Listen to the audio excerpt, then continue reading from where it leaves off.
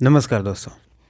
पिछले वीडियो में हम लोगों ने देखा था कि मेंस आंसर राइटिंग के लिए कौन कौन से टूल होते हैं जिसकी सहायता से हम एक अच्छा आंसर लिख सकते हैं। तो उन सारे टूल को यूज करके हम आज एक आंसर लिखेंगे और देखेंगे कि किस तरीके से कहाँ पे किसका यूज़ कहाँ पे किया जाता है और एक बेहतर आंसर लिखने की हम कोशिश करेंगे। तो आइए हम देखते हैं। ये में हमारा आज का क्वेश्चन है और हमने जानबूझ के पॉलिटी का क्वेश्चन लिया है क्योंकि पॉलिटी मैक्सिमम लोगों का अच्छा होता है और पॉलिटी के बारे में समझ लोगों की जनरली बेटर ही होती है। तो मैंने इसी सब्जेक्ट का इसी दे दिया कि लोगों को समझने में ज़्यादा दिक्कत नहीं हो। तो आप क्वेश्चन पढ़ लीजिए, इस पर हम बात करेंगे। उसके पहले हम दो चार चीज़ों पर और बात करेंगे जो आंसर राइटिंग के लिए ज़रूरी होता है। पहला ज़रूरी चीज़ है कि आंसर लिखना कहाँ से शुरू करें। जैसे एक पेज है,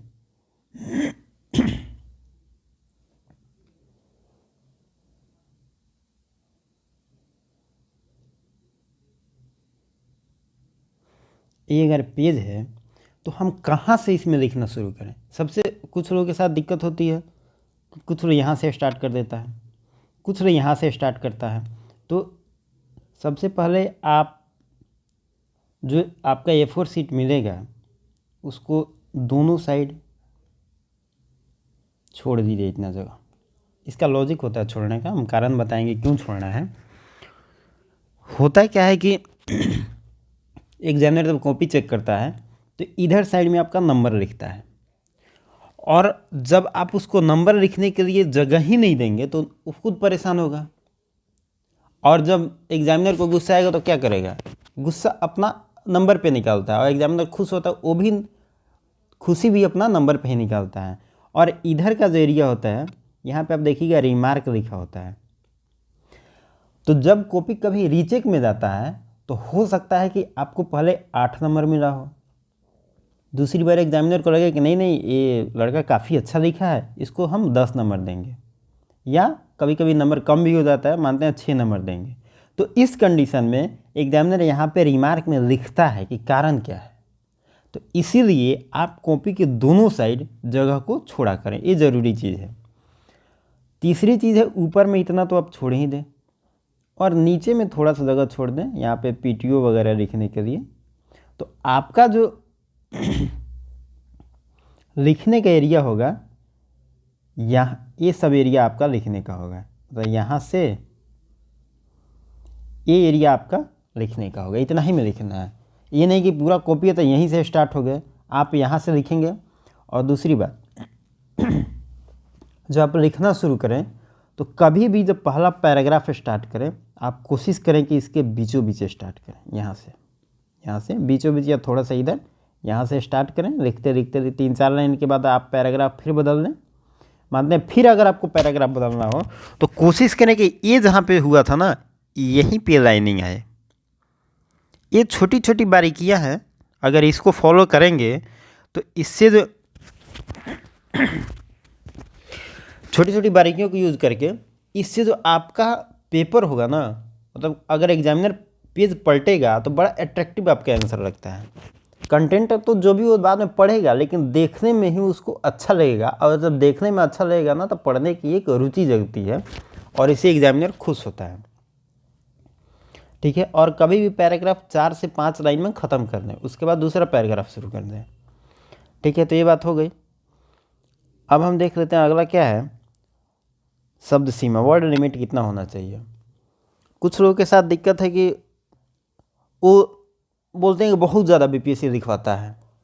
तो BPSC ऐसा नहीं है कि ज़्यादा लिखवाता है। 500 शब्द में आप ख़त्म कर सकते हैं अपनी बातों को। 500 अगर ज़्यादा लग रहा है 450 में आप कर सकते हैं। 34 पेज का पेपर आएगा आपको। एक क्वेश्चन आपको 4 पेज में लिखना होता है, 4 से मैक्सिमम 5 पेज में, मतलब चौथा पेज पे आपका ख़त्म ही हो जाना चाहिए। ये बेहतर रणनीति है लिखने का। आपको गिनने की ज़रूरत नहीं है कि हम कितना शब्द लिखिए, चौथा पेज पे आपका आंसर ख़त्म हो जाए। अगर आप इस पैटर्न पर लिख रहे हैं तो चौथा पेज में आपका आंसर ख़त्म हो जाए, आप मान के चलिए कि आपका 440 से 470 के बीच में वर्ड लिमिट हो गया। ऐसा ही होता है। एक पेज में आप 100 से 110 120 इसी के रेंज में लिखते हैं, ठीक है। तो 4 से 5 पेज में ख़त्म कर दीजिए। तो वैसे भी 8 क्वेश्चन है, अगर 4 पेज में लिखेंगे तो 32 हो गया, 32 पेज हो गया, 2 पेज छोड़ दीजिए, कोई दिक्कत की बात नहीं है। पेज भी आपका भर गया और अच्छे कंटेंट के साथ भर गया, ठीक है। लोगों को लगता है बीपीएससी ज़्यादा, कुछ लोग का ये भी डिमांड कहना है कि हम 20 पेज में ही ख़त्म कर दिए, हम गागर में सागर की तरह लिख दिए थे। तो भाई अगर गागर में सागर की तरह बीपीएससी का डिमांड होता तो 20 पेज ही देता। क्यों कह रहा है कि हम आपको 34 पेज देंगे, उसके बाद भी एक एक्स्ट्रा पेपर मिलने की मिल जाती है, लेकिन उसकी ज़रूरत पड़ती नहीं है। तो गागर में सागर का जो सेंटेंस है, कुछ लोगों के मुंह से मैंने सुना है, ऐसा होता है ना कि आप अगर 8 क्वेश्चन लिखना है आपको, तो 2 से 3 क्वेश्चन को आप ऐसे कर सकते हैं कि हाँ ठीक है हम 2 पेज में ख़त्म कर सकते हैं। लेकिन अब 8 क्वेश्चन को आप गागर में सागर की तरीके से नहीं भर सकते हैं। उसके लिए आपको जो कंटेंट दिया गया है और जितना टाइम पीरियड और जितना वर्ड लिमिट दिया गया उसमें करिए, क्योंकि ये एग्ज़ाम की रिक्वायरमेंट है, उसको फुलफिल आप ही को करना है, उसमें अपना दिमाग नहीं लगाना है, क्योंकि बीपीएससी पहले से दिमाग लगा चुका है। और 34 पेज ज़्यादा लग रहा है तो ये भी सोच लीजिए कि यूपीएससी में 50 पेज लिखना होता है और अभी 50 पेज है। 2-3 साल पहले यूपीएससी में 60 पेज लिखना होता था। तो ये कोई बीपीएससी ज़्यादा नहीं है, ठीक है। सॉरी। दूसरा भाषा देख लेते हैं। भाषा कभी भी वही होनी चाहिए, भाषा लैंग्वेज कभी भी वही होनी चाहिए जो हम पेपर में आए दिन पढ़ते हैं या उससे हम रूबरू हो चुके हैं। जैसे मैं अभी कहता हूँ कि मेरी तबीयत थोड़ी अभी ख़राब चल रही है, ठीक है, उसी बात को मैं कहता हूँ कि मेरी तबीयत थोड़ी नासाज हो गई है। तो ये जो नासाज शब्द है उर्दू का शब्द है, लेकिन ये शब्द हमारे दैनिक जीवन में प्रयोग नहीं होता है। बहुत लोगों को पता होगा, बहुत लोगों को पता नहीं होगा। तो हम इस तरीके के शब्दों को लिखने से बचेंगे जो हमारे प्रचलन में नहीं है। हालांकि बहुत सारे उर्दू शब्द हैं जो हमारे प्रचलन में हैं और हम उसका हिंदी मीनिंग नहीं जानते हैं, हम हिंदी ही उर्दू ही प्रयोग करते हैं। तो ये सब बात है। आप हिंदी लिखिए, उर्दू लिखिए, अंग्रेजी लिखिए, कोई भी भाषा लिखिए, लेकिन वो शब्द की प्रायोरिटी समुदाय में होनी चाहिए। आम समुदाय में उसको आम भाषा के रूप में जाना जाए, आप लिख सकते हैं।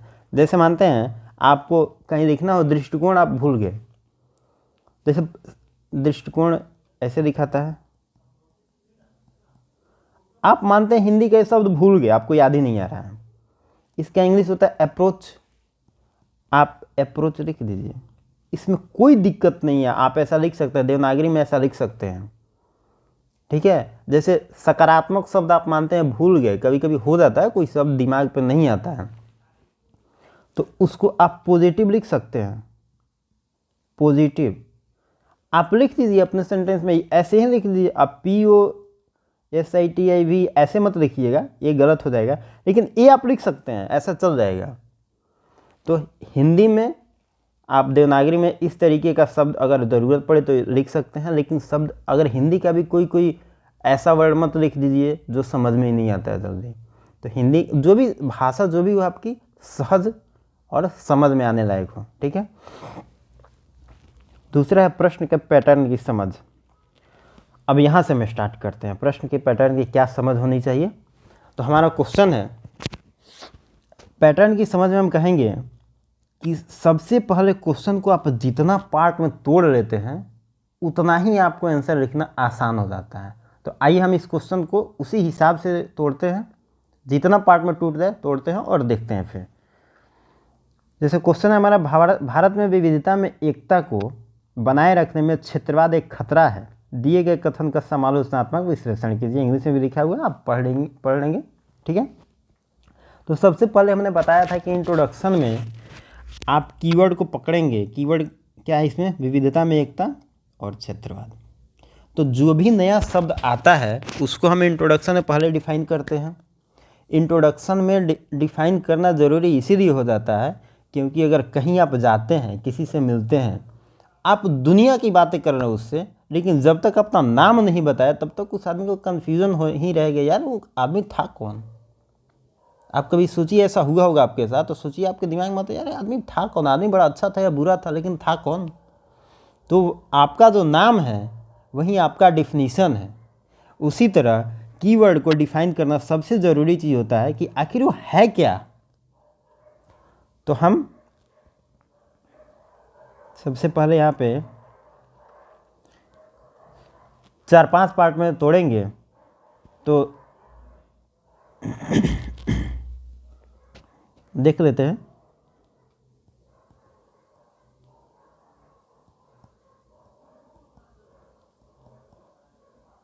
आंसर लिखने का अप्रोच हमारा क्या होगा, तो 4-5 पार्ट में हम तोड़ते हैं। पहला अप्रोच होगा, इंट्रोडक्शन में लिखेंगे भारत में विविधता, हम इसे डिफाइन कर देंगे। इसके आगे में चलेंगे तो इसके बाद नया टर्म है क्षेत्रवाद, इसको भी हम डिफाइन कर देंगे। ठीक है, अब देखिए, अब कह रहा है दिए गए कथन का समालोचनात्मक विश्लेषण कीजिए। देखिए, समालोचनात्मक का मतलब होता है समान आलोचना। आलोचना जो शब्द है ना, क्रिटिसाइज, क्रिटिसाइज को जनरली हम लोग आम भाषा में नेगेटिव सेंस में लेते हैं। अगर कोई कहे कि अमुक व्यक्ति आपका क्रिटिसाइज कर रहा था, तो हम लोग मान लेते हैं कि वो कमीनी कर रहा होगा। लेकिन क्रिटिसाइज का अगर एक्चुअल मीनिंग देखेंगे तो उसका होता है तटस्थ रूप से, मतलब न्यूट्रल होके एक, मतलब उसका विश्लेषण करना, जिसमें कुछ पॉजिटिव पॉइंट भी बताएंगे, नेगेटिव भी बताएंगे, और एक अपना मूल्यांकन देंगे कि हाँ ये इस आधार पे सही है, इस आधार पे गलत है। मतलब इसका पॉजिटिव ही बात करना, निगेटिव ही बात करना। और ये भी कहा जाता है कि लोकतंत्र में आलोचना बहुत ज़रूरी है। डेमोक्रेसी में क्रिटिसाइज बहुत अच्छी चीज़ होनी चाहिए, तो वहाँ पे पॉजिटिव सेंस में लिया जाता है। तो आलोचना का मतलब हमेशा नेगेटिव नहीं होता है। और जहाँ कहीं भी क्वेश्चन में अगर आलोचना हो, समीक्षा हो, समालोचनात्मक हो, तो आप मान लीजिए कि वहाँ पे आपको उस टॉपिक का पॉजिटिव चीज़ बताना है, नेगेटिव बताना है, और आपको लास्ट में कंक्लूजन बताना है। तो यहाँ पे हम कह सकते हैं कि क्षेत्रवाद अगर है तो इसका कारण भी होगा, क्षेत्रवाद के कारण। उसके बाद इसके नकारात्मक प्रभाव,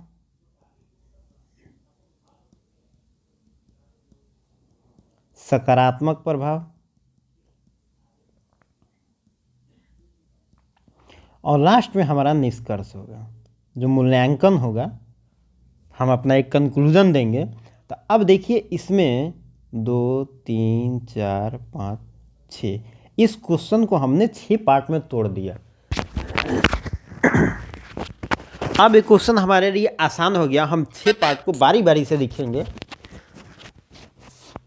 अब एक क्वेश्चन से हम 6 क्वेश्चन बना लिए। तो चलिए अब हम क्वेश्चन को लिखना शुरू करते हैं। सबसे पहले हम लिखेंगे भारत में विविधता, इसको हम डिफाइन करेंगे। अब इसको कैसे डिफाइन करेंगे, तो आप लोग को पता होगा कि जब संविधान सभा का बैठक चल रहा था तो उसमें इस टॉपिक का जिक्र किया गया था, और संविधान सभा के सदस्यों ने भारी मत से इसे स्वीकार किया कि संविधान में जो भारत में जो विविधता है, वो एक विविधता में जो एकता है वो भारत की एक सांस्कृतिक विरासत है, कमजोरी नहीं है बल्कि भारत के लिए मजबूती है। तो इस पे आप, ये पॉलिटिकल क्वेश्चन है, तो आप संविधान सभा का जिक्र, ये सब का जिक्र करिएगा तो आपको आंसर को विट मिलता है वहाँ पे। और दूसरी चीज़ है, ये सेंटेंस जो है यहाँ पे क्वेश्चन में लिखा हुआ है दिए गए कथन का, मतलब इससे एक तो पता चला है कि कथन है किसी का। तो आप ये भी सोच सकते हैं कथन है किसका, तो ये नेहरू जी का कथन है। तो आप ये भी लिख सकते हैं कि ये कथन नेहरू का है। ऐसे शब्दों से, थोड़ा कोई शब्द का हिस्टोरिकल बैकग्राउंड डालने से आपके आंसर को वेट मिलता है। तो इंट्रोडक्शन में हम लिख सकते हैं कि भारत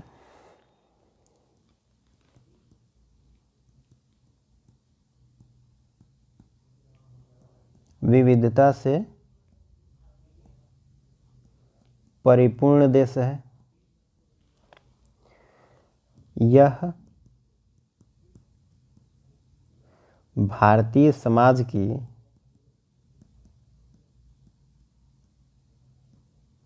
महत्वपूर्ण विशेषता है। इसे संविधान के सदस्यों ने भी माना है।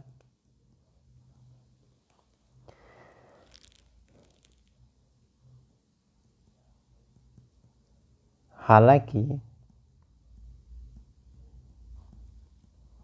विविधता में एकता शब्द नेहरू की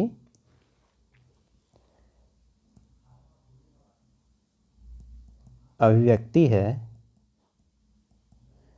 जो भारतीय संस्कृति को परिरक्षित करती है। ठीक है, अब इसी तरह हम क्षेत्रवाद को भी एक दो लाइन में डिफाइन कर देंगे। वहीं क्षेत्रवाद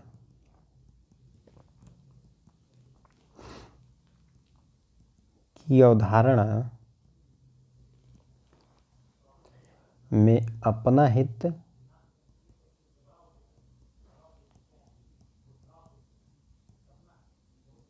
सर्वोपरि होता है, जो सांस्कृतिक, आर्थिक या राजनीतिक हो सकता है। ठीक है, हमने दोनों टर्म को यहाँ पे डिफाइन कर दिया। ठीक है, अब हमारा ये जो दो पार्ट था हम लोग का हो गया। अब हम आगे चलते हैं। हम पूरा आंसर लिखेंगे नहीं तो बहुत टाइम लग जाएगा, चलिए मैं आप लोगों को बता देता हूँ। आगे मैं बुलेट पॉइंट बता दूंगा आपको और समझा दूंगा। आगे देखते हैं क्षेत्रवाद के कारण क्या है।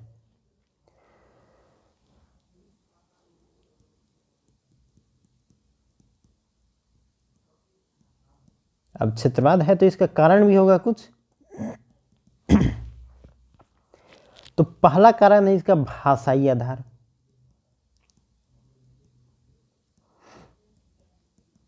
आपने पॉलिटी पढ़ा होगा और पॉलिटी में लक्ष्मीकांत को ही जनरली लोग पढ़ते हैं और अच्छी बुक है। तो उसमें आप देखिएगा कि सबसे पहला भाषा के आधार पर राज्य बना है आंध्र प्रदेश। तो आप उस टॉपिक को यहाँ पे जिक्र कर सकते हैं कि भाषाई आधार भी क्षेत्रवाद के प्रमुख कारणों में से एक है, जिसमें आंध्र प्रदेश और पंजाब जैसे नए राज्यों का गठन हुआ। ठीक है, दूसरा आधार लिख सकते हैं धर्म के आधार पे।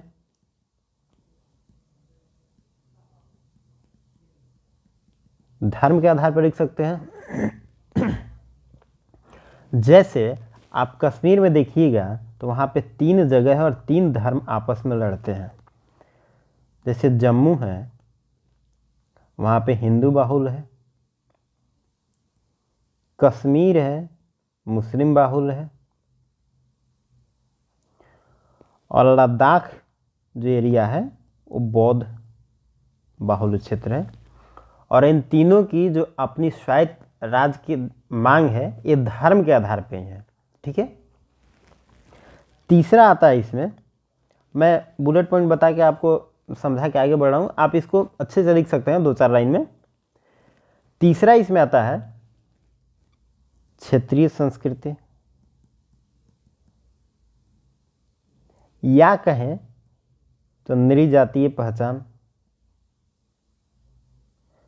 मतलब इसमें जो ट्राइबल बेल्ट के लोग हैं, जो मुख्य धारा में शामिल नहीं होना चाहते हैं, उन लोगों का डिमांड है कि हमको सेपरेट ही रखा जाए, हम आपसे अलग रहेंगे और हम अपनी संस्कृति को बचाए रखने के लिए काम करते हैं। इसके एग्जाम्पल में हम देखेंगे तो बोडोलैंड,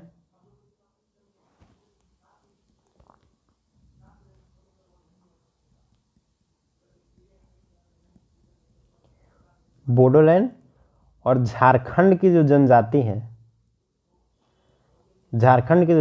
है, हमेशा इनके बीच में एक टसल चलता है। वो मुख्य धारा में आना नहीं चाहते हैं और उनका अपना मानना है कि हम अलग रहेंगे, आपसे अलग रहेंगे तो हम अपनी संस्कृति को बचा के रख सकते हैं। ठीक है।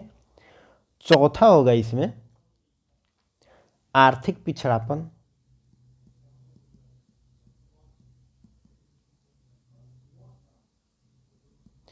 कुछ ऐसा क्षेत्र जो बाकी क्षेत्रों से पिछड़ चुका हो तो उनमें भी ये भावना जागृत होती है क्षेत्रवाद की कि हम अगर इनसे अलग हो गए तो हम इनसे कंपटीशन करेंगे और हो सकता है कि साथ में रह के हमारा विकास नहीं हुआ हो, अलग हो के हमारा विकास हो सकता है।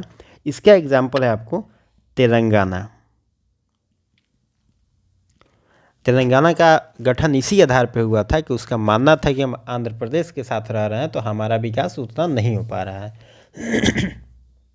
आगे एक ये भी टॉपिक है कि कुछ लोगों का मानना है कि जन्म के आधार पर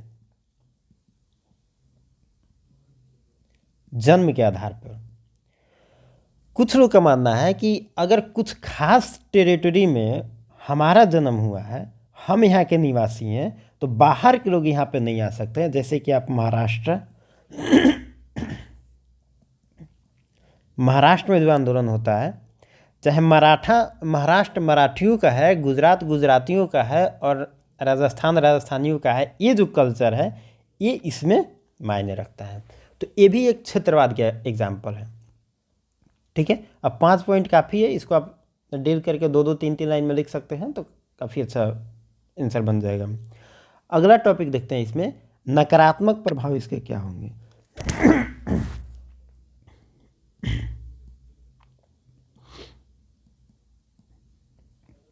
नकारात्मक प्रभाव, नकारात्मक प्रभाव में देखिए क्षेत्रवाद का कोई पॉजिटिव प्रभाव ज़्यादा होता नहीं है, ज़्यादा नकारात्मक ही प्रभाव होता है। इससे होगा उग्रवाद का उदय।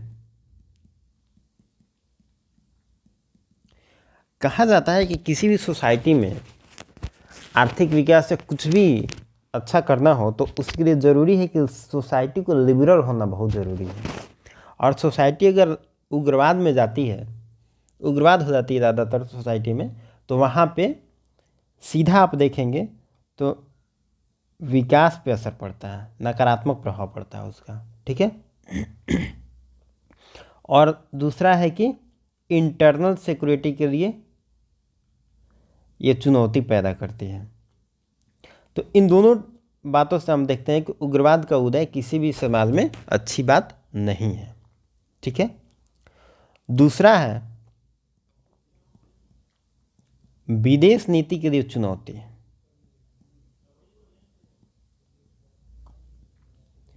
मानते हैं पंजाब का कोई एरिया है, यहाँ पे पाकिस्तान है, यहाँ पे इंडिया है, इंडिया के पंजाब वाला क्षेत्र है। अगर यहाँ पे कोई अगर स्पेशल स्टेटस की मांग हो रही है तो ये भी तो हो सकता है कि कल हो कि इंडिया से नाराज़ हुए लोग पाकिस्तान से मिल जाए। चाहे अरुणाचल का जो एरिया है, यहाँ पे चाइना है, यहाँ पे इंडिया, अरुणाचल का जो एरिया है, अगर यहाँ के नाराज़ लोग अगर चाइना से मिल रहे हैं तो भारत के लिए थ्रेट है इंटरनल सिक्योरिटी का। तो इस आधार पर विदेश नीति के लिए भी चुनौती हो जाती है। तीसरा है मौलिक कर्तव्य, फंडामेंटल राइट की अवहेलना। ये इसलिए है कि जब ऐसा बात उत्पन्न होता है क्षेत्रवाद का कि महाराष्ट्र मराठियों के लिए है, गुजरात गुजरातियों के लिए है, तो वहाँ पे होता है कि बाहरी लोगों को मतलब एक तरह से दोयम दर्जे की नागरिक समझा जाता है, जो कि फंडामेंटल राइट का उल्लंघन है। क्योंकि फंडामेंटल राइट में कहा गया है कि देश का कोई भी नागरिक किसी भी राज्य में किसी भी जगह जाके रह सकता है, बस सकता है, वहाँ पे नौकरी कर सकता है, शादी कर सकता है और जीवन यापन कर सकता है। तो अगर क्षेत्रवाद की भावना ज़्यादा हो जाती है तो मौलिक कर्तव्य का कहीं ना कहीं वो उल्लंघन करता है। ठीक है। अब देखिए, अब इसका कुछ सकारात्मक प्रभाव भी देख लेते हैं, क्योंकि क्वेश्चन में तो आलोचनात्मक मूल्यांकन है। तो अब सकारात्मक मूल्यांकन देख लेते हैं। सकारात्मक प्रभाव। ठीक है, इससे देख लेते हैं सममित विकास। सममित विकास का अर्थ हो गया कि कोई क्षेत्र मानते हैं कि वो पिछड़ गया है, तो वहाँ आंदोलन होगा, प्रदर्शन होगा। तो ये भी तो हो सकता है कि जो सरकार में जो लोग बैठे हुए हैं उन बातों को सुने और उन पे अमल करें और उनकी बातों को मान के उस क्षेत्र का विकास किया जाए। जैसे विदर्भ का मामला है, विदर्भ में आंदोलन हो रहा है, तो अगर महाराष्ट्र की सरकार इनकी बातों को सुने और इनकी जो समस्याएं हैं उनको अगर मान ले और उस पर काम करे, तो विदर्भ का विकास हो जाएगा महाराष्ट्र के विकास के साथ। ठीक है, तो एक तरीके से अगर ऐसा होता है तो इसको सम्मिलित विकास कहेंगे। दूसरा है लोकतांत्रिक मूल्य। लोकतांत्रिक मूल्य को बढ़ावा मिलता है। मानते हैं कुछ क्षेत्र के लोग हो सकता है किसी भी कारण से नाराज हो, तो उनका अपना दायित्व है, उनका राइट है कि वो विरोध करें, प्रदर्शन करें सरकार से। तो सरकार से जब वो विरोध प्रदर्शन करेंगे, वो भी फंडामेंटल राइट है, हम प्रदर्शन करेंगे, विरोध करेंगे, आंदोलन करेंगे, तो सरकार इन बातों को मानेगी। अगर हो सकता है मान ली, तो एक लोकतंत्र के लिए तो अच्छी चीज़ है कि पब्लिक ने अपनी बातों को कहा और सरकार ने मान लिया। तो ये भी एक अच्छी चीज़ है। जो देखिए क्षेत्रवाद में ये सब होती बहुत कम है, लेकिन एक चांस रहती है कि ये भी हो सकता है। ठीक है, और तीसरा है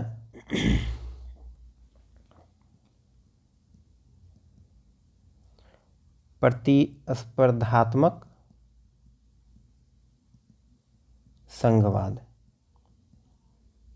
कॉम्पिटिटिव फेडरलिज्म होगा इसमें। इसमें होगा राष्ट्रीय विकास के साथ साथ जो क्षेत्र अविकसित रह गए हैं उनको भी समान स्तर पर लाया जाएगा। तो एक कॉम्पिटिटिव फेडरलिज्म का यहाँ पे एग्जाम्पल देखने को मिल सकता है। देखिए ये हालांकि बहुत मतलब आइडियल सिचुएशन है, ऐसा होता कम है, लेकिन ऐसा एक संभावना बनती है तो हम लिख सकते हैं। आंसर लिखने में कोई बुराई नहीं है, लेकिन ऐसा एक्चुअल देखा बहुत कम ही जाता है। ठीक है, अब हमारा क्या क्या होगा इसमें, अब देखते हैं कि क्या क्या हम लिख रही। यहाँ पे है क्षेत्रवाद के कारण हो गया, नकारात्मक प्रभाव हो गया, सकारात्मक प्रभाव हो गया। अब हमको निष्कर्ष लिखना है। अब हम निष्कर्ष में हम वही लिखते हैं जो हमारा इंट्रो रहता है, उसी के अकॉर्डिंग मेरा निष्कर्ष रहता है और पॉजिटिव वे में रहता है। क्योंकि एग्जामिनर जहाँ से स्टार्ट किया हो पढ़ना, लास्ट में पढ़े तो उसको एक लिंकअप बने। ये नहीं कि इंट्रो कहीं और है, मेन बॉडी कहीं और है और निष्कर्ष कहीं और है, तो फिर वो लिंकअप टूट जाता है उसका। ठीक है, तो हमारा जो यहाँ पे था इंट्रोडक्शन, हम कोशिश करेंगे कि कुछ इसी से मिलता जुलता हमारा निष्कर्ष हो जो पॉजिटिव अप्रोच में हो। तो अब हम निष्कर्ष लिख सकते हैं यहाँ पे। निष्कर्ष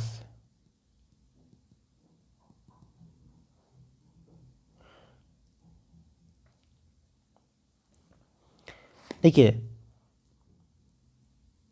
क्षेत्रीयता जो है एक अच्छी चीज़ तो है नहीं, वो नेगेटिव सेंस में ही आती है। और उग्रवाद होता है, उससे विदेश नीति की चुनौती होती है, फंडामेंटल राइट का हनन होता है। आप ऊपर में सब देख लिए। तो अब उपरोक्त वाक्यों से हम एक लिख सकते हैं कि क्षेत्रीयता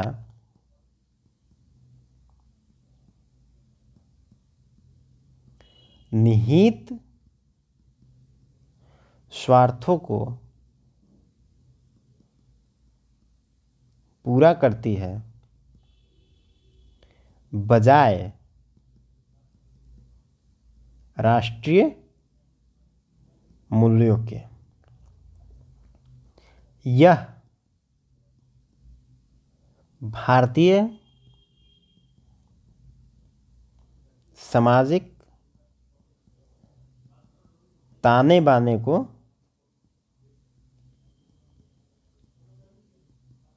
खतरे में डालती है। क्षेत्रवाद पर बल देने से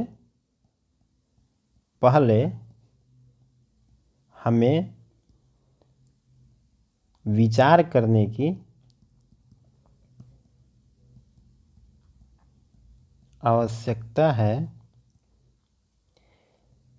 कि हम पहले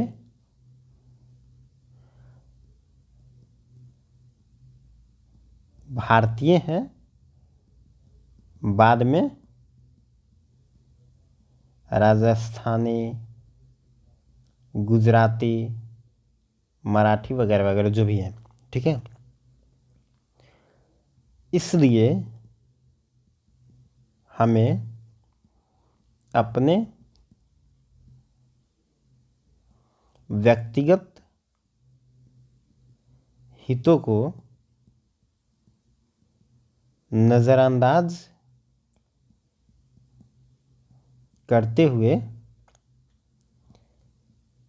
राष्ट्र की एकता राष्ट्र की संप्रभुता,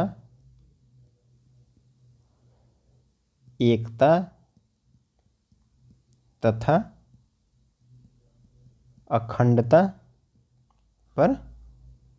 अखंडता का सम्मान करें। देखिए ये जो टर्म है ना, संप्रभुता, एकता, अखंडता, प्रीएम्बल का टर्म है। और आप पॉलिटी का क्वेश्चन लिख रहे हो तो ऐसे शब्दों को आप ज़रूर ही डालिए, एकदम ज़रूरी हो जाता है। कॉन्स्टिट्यूशन का थोड़ा डिबेट का जिक्र करिए, कोई अगर फ्रीडम फाइटर का कोई आदमी उस शब्द को कहा है तो उसका जिक्र करिए।